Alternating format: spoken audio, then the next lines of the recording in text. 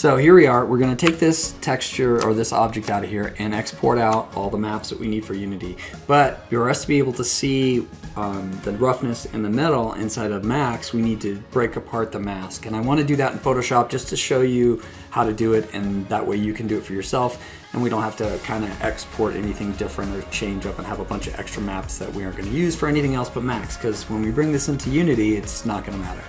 So I'm going to go File, Export Textures. It's all set up. I'm just going to leave it on the one that I made for a class, and it's going to make sure I'm exporting all three. And what it's going to export is my base map, my mask map, my normal map, and my emissive map. So I'm going to export, and I hope I've sent it to the right place. I think I did.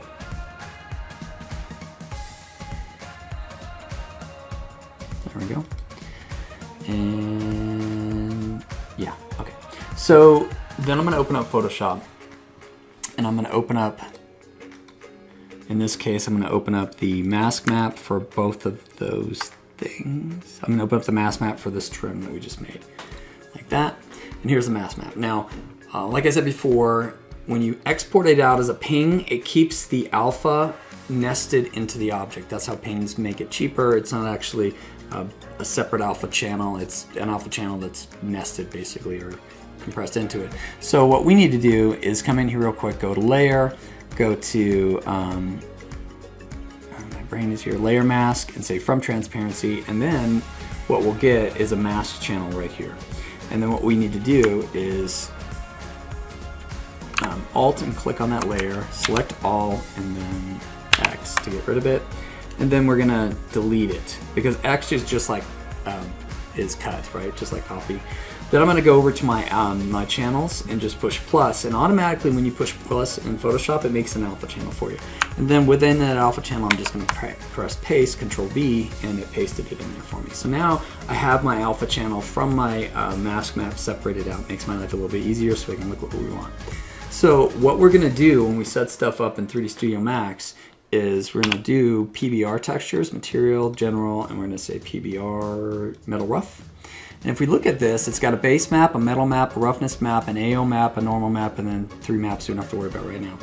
So the problem with the way we exported it is the roughness map, but that's the 3. We're going to pull these 3 maps out of that mask map and use them in here. Okay. So all we have to do is go back to Photoshop, and we have those 3 layers. We have the roughness map is the alpha channel. The metal map is the green, or is the red channel, and the green channel is the AO. Let me hide these. So there's that hidden too. Okay, go away. There's your AO, there's your metal, and there's your roughness. So I just need to make 3 new textures. So I Control A, Control C, Control N for new, and then clipboard's automatically going to be the size that I have my clipboard painted, or size that I have my clipboard copied into. So I'm going to paste, and now I've got my roughness.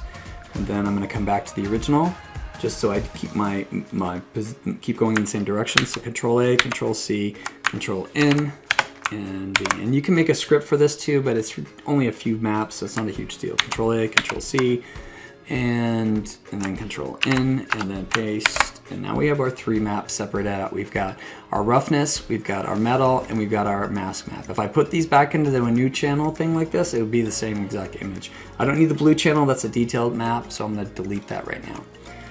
So the other thing we need to do is, as we talked about before in the previous video, is that PBRs, our roughness maps, are saying that if it's dark, it's less rough, therefore more shiny, and if it's white, it's more rough and less shiny. Well, Unity uses a smoothness, and what it is basically the opposite. So we need this to be the opposite, meaning that if it's smooth, it's going to be whiter and be more reflective, and if it's less reflective, it's going to be black because it's less smooth. So all we have to do for this, really simple, and I hate that it made it a index color, but that's fine. We're going to go Control and then I. Automatically, that's all we have to do. And then we're going to save this, and we're going to save this as a ping, like that, and we're going to save this as roughness, and we're going to name it. What I would do is, what I like to do is I come up here and I go trim, and then I just change this to roughness, so I don't have to rewrite it all, everything, but that way it's the same map. Information, oh actually cancel, that was bad. Oh, that's right, I was right the first time. I always question myself, right? ping. And actually, I'm going to do something else too.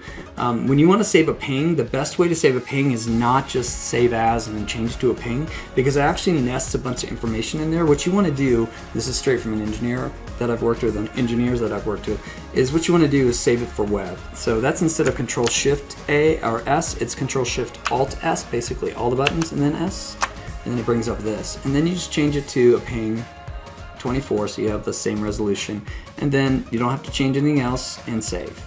It's a clean version of it, so you don't have to worry about that. Then I'll come back up here, do that same thing, and I want this to be my roughness. And there we go. So now I have a roughness map. As soon as it's done saving, there we go. And then I come over here and I do the same thing, Control-Shift-Alt-S, and save, and come over and do, you know, this, and change it to metal.